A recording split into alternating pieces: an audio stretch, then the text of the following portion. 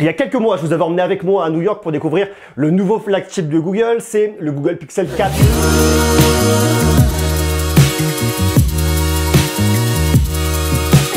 Et là, vient d'arriver en milieu d'année le Google Pixel 4a. Regardez là, juste là, c'est écrit noir sur blanc. Ce smartphone-là. Et ce smartphone-là, il fait de très jolies promesses et il est vachement intéressant pour plusieurs choses. Alors, je vais tout vous détailler, tout vous expliquer, parce que c'est un smartphone qui pourrait potentiellement vous intéresser si vous cherchez un smartphone un peu compact.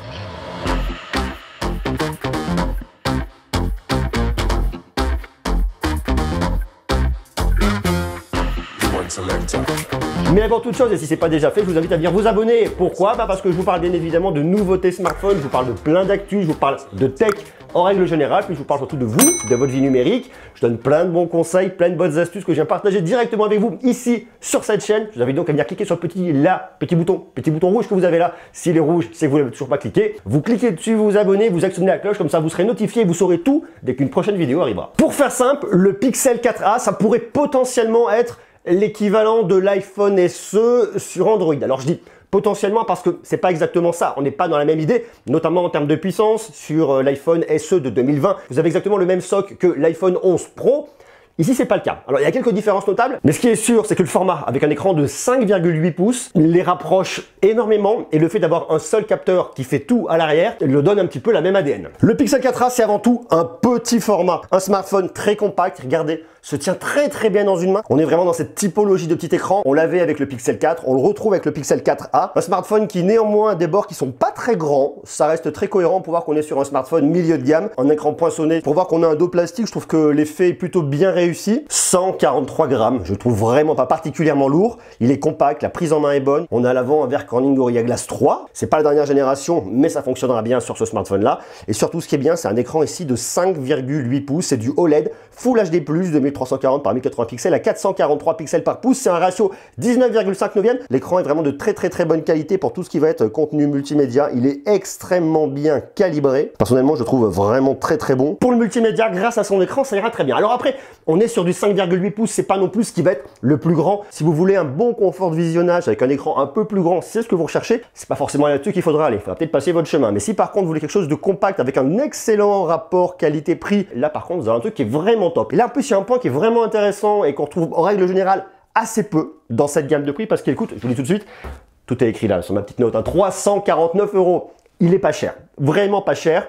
On a des haut-parleurs stéréo, ce qui vient apporter un peu plus en immersion. Et dans cette gamme de prix, c'est très bien. Alors, il y a effectivement des haut-parleurs stéréo, mais vous avez également, et ça, c'est cool, une petite prise jack. Le son est vraiment de bonne qualité. Et si vous avez un casque Bluetooth, vous pouvez le connecter grâce au Bluetooth 5.1. Vous avez plein de codecs. AAC, aptX, aptX HD, LDAC. Et c'est un smartphone qu'il faut penser à venir protéger parce que même si vous avez un petit dos plastique très sympathique, eh bien c'est mieux de le protéger pour éviter de venir l'abîmer ou le rayer. Et pour ça, vous avez les coques de mon partenaire InnoShield. C'est l'instant sponsorisé sur la vidéo.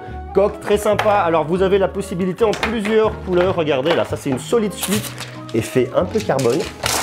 Colle au doigt les plastiques. Regardez là. Ça c'est très cool. Vous le mettez, vous venez le protéger, vous avez un smartphone qui est très joli, les gars, vous avez toujours accès très facilement au capteur d'empreinte digitale qui déverrouille en plus extrêmement rapidement, ça c'est sympa, donc ça c'est le premier point et j'aime beaucoup. Et le deuxième, ça va être une autre solide suite qui celle-là est... Ça colle tellement, un peu plus classique, vous voyez, un peu plus lisse, un peu plus passe-partout, mais toutefois aussi très élégante. Vous retrouvez bien évidemment le petit emplacement pour votre prise jack qui est là, pour votre doigt pour déverrouiller. Enfin, on a un truc qui marche bien et qui est très sympa. Si vous êtes intéressé, je vous ai mis un petit code promo en bas qui vous donnera une remise spécialement avec le petit code gros, c'est très cool. Tout ça est en bas dans la description. Merci qui, merci gros, merci InnoShield. Ça c'est cool. On va pas avoir ici le processeur le plus performant. On a un Snapdragon 730G, on est très clairement dans l'idée du milieu de gamme. Ils nous ont couplé à ça 6 Go de RAM et 128 Go de stockage non extensible. 6 Go de RAM, ça vous intéresse, c'est de la LPDDR4X. Ça fonctionne très bien et ça apporte de la fluidité. Vous n'avez aucun ralentissement lorsque vous allez venir jouer, lorsque vous allez venir naviguer, lorsque vous allez venir scroller. On va pas aller aussi loin que ce que vous allez avoir effectivement avec le Pixel 4 ou avec d'autres smartphones plus haut de gamme dans cette année 2020. Mais une fois de plus, on est à 349 €. On va pas lui demander la lune. En retour d'expérience pure, si vous voulez jouer à des jeux, si vous voulez naviguer, aller sur vos réseaux sociaux, faire des photos, vous avez suffisamment de performance et de ce point de vue-là, vous ne serez pas déçu. Maintenant, il y a un point sur lequel le Pixel 4a est moins bon que la concurrence et c'est très souvent le cas sur les Pixels, c'est l'autonomie. Vous avez une batterie de 3140 mAh, ok, vous avez de la recharge rapide, 18 watts.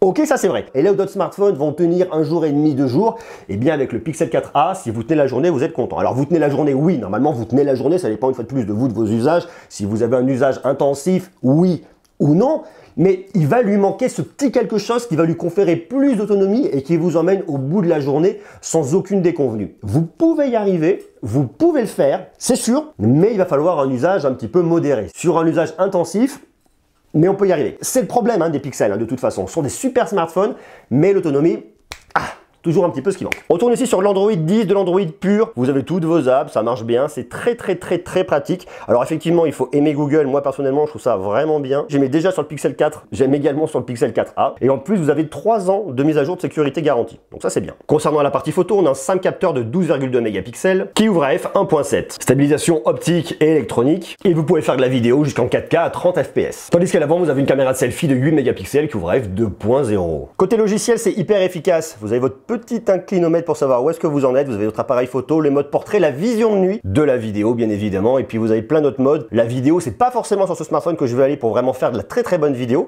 Par contre, l'appareil photo est très bon et je vous montre ça dans quelques instants. Le mode portrait, ok, vous allez voir le résultat d'ici quelques secondes. Là où plein d'autres marques vont mettre plein de capteurs à l'arrière en vous proposant un capteur principal, un ultra grand angle et de la macro, c'est souvent ce qu'on va retrouver ici en 2020 en tout cas dans les smartphones milieu de gamme. Dès que vous montez en gamme, vous récupérez un téléobjectif, enfin vous voyez, ça s'étoffe un petit peu. Là ici Google a fait le choix de mettre un seul capteur et c'est ce qu'ils faisaient avant, notamment sur le Google, le Pixel 3 et le Pixel 3a également. Ils en ont rajouté un peu plus sur le Pixel 4, mais là ils se sont vraiment dit, ok, on reste à l'essentiel, on a un seul capteur, on a un seul objectif qui vous délivrera la meilleure qualité. Alors ça va enlever un petit peu en polyvalence, on va pas venir chercher très loin en venant zoomer dans l'image, sans quoi on va perdre en qualité. Je vous montre le résultat dans quelques instants, mais par contre, l'idée d'avoir ça, juste ça, avec derrière la puissance algorithmique de Google, puisque c'est très clairement ce que vient nous proposer ce smartphone, eh bien ça donne des résultats qui sont vraiment, mais vraiment très bons, et à 349 €, on est je pense ici dans une des meilleures, si ce n'est la meilleure proposition en photo, à ce tarif-là sur Android. Voilà les fameuses photos faites avec le Pixel 4a. Photos en plein jour, regardez, c'est vraiment bien maîtrisé. On a bien tout le détail dans les nuages, même dans les zones d'ombre. Il y a un très beau travail que fait Google là-dessus. Le x2, on peut faire des choses, on vient un petit peu zoomer dans l'image, mais il ne faut pas trop s'amuser à venir zoomer, on va jusqu'au x7 et là tout de suite, c'est pas terrible, mais une fois de plus, il n'y a pas de tel objectif, c'est normal. Photo de plat, ça fonctionne, c'est bien, ça donne un côté très gourmand, comme on pourrait dire, on a presque envie de venir le croquer, non c'est vraiment pas mal du tout. On se regarde quelques photos de nuit aussi là-dessus, le Pixel 4a est vraiment très bon au niveau de la gestion des lumières. Là pareil, ici, ça fonctionne, on a vraiment bien le ciel, on a bien tout le détail avant, on a même les zones avec un peu plus là, les zones un peu plus sombres sur les côtés qui fonctionnent. C'est vraiment pas mal du tout. C'est vraiment un des gros points forts de Google là-dessus, c'est l'algorithme et ce qu'ils sont capables de vous sortir avec un seul objectif. Toujours les photos de nuit, ça fonctionne très bien, c'est parfait. Petite photo avec mon gros pote nounours, prise à l'intérieur, c'est pareil, ça fonctionne très bien. Photo de nuit, toujours. Encore de la photo de nuit, là on est à République. Regardez là les différentes couleurs comme elles sont bien restituées. On voit bien les arbres, on a bien les lumières derrière, tout est bien, c'est juste, c'est vraiment même mieux que dans la réalité. La caméra de selfie fonctionne aussi également très bien. Colorimétrie, ok, ça me va, c'est bien, c'est pas lissé, c'est top. Et là, je vais vous montrer le mode portrait, comment il fonctionne. Ça vous prend cette photo-là et ensuite, ça vient appliquer le flou logiciel. C'est vraiment pas mal. C'est très drôle de voir comment ça fonctionne. Alors, il y a quelques petites erreurs, mais une fois de plus, on va pas trop lui en vouloir sur un smartphone à 349 €. Ici, là, juste ici, ça m'a légèrement flouté un peu l'oreille là. Il y a eu un petit peu de mal ici, là, entre les doigts, mais une fois de plus, on complexifie. Et c'est pas anormal vu la puissance du processeur derrière. Mais dans l'ensemble, c'est vraiment bien. Le travail au niveau des cheveux est aussi pas mal. Bon, c'est vrai que là, on se rapproche un petit peu au niveau du fond, donc c'est plus délicat. Ce qu'il faudrait pour avoir un résultat irréprochable, c'est une caméra TOF. Ici, il n'y en a pas, il n'y a pas de laser, mais malgré tout, le résultat est vraiment bien. C'est un smartphone qui a du NFC, qui n'a aucune certification d'étanchéité contre l'eau et la poussière. Une fois de plus, sur un smartphone dans cette gamme de prix, c'est assez normal et tous les autres font ça. Vous avez ici un tiroir qui peut accepter une seule nano SIM, mais vous pouvez avoir une eSIM si votre opérateur vous le permet. Laissez-moi vous donner l'information pour le DAS. Alors ici, le DAS, c'est le débit d'absorption spécifique, c'est l'absorption aux ondes. Vous avez un DAS tête qui est 1,37 watts par kilogramme, un DAS tronc de 1,39 watts par kilogramme et un DAS membre de 3 watts par kilogramme. Point qui pourrait être probablement négatif, c'est un smartphone qui n'est pas compatible 5G. Donc vous ne pouvez pas avoir de la 5G dessus. Vous aurez de la 4G sans problème, mais si vous voulez vous projeter dans l'avenir en disant je me prends un smartphone qui va me durer 2 ans, 3 ans et que je veux avoir de la 5G peut-être l'année prochaine ou dans 1 an et demi, eh bien sachez qu'avec celui-là, ça sera pas possible. C'est pas forcément tout de suite très grave, puisqu'on est dans les périodes de transition et qu'on manque encore un peu de lisibilité, notamment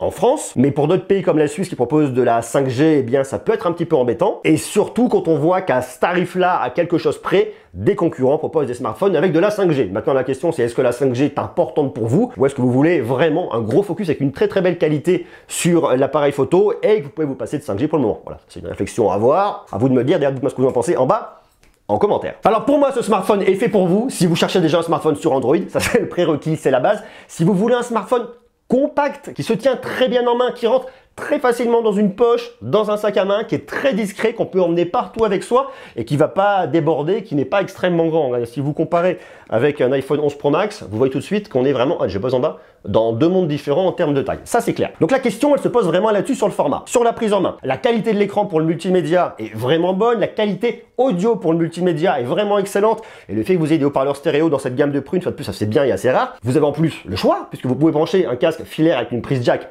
Très bien.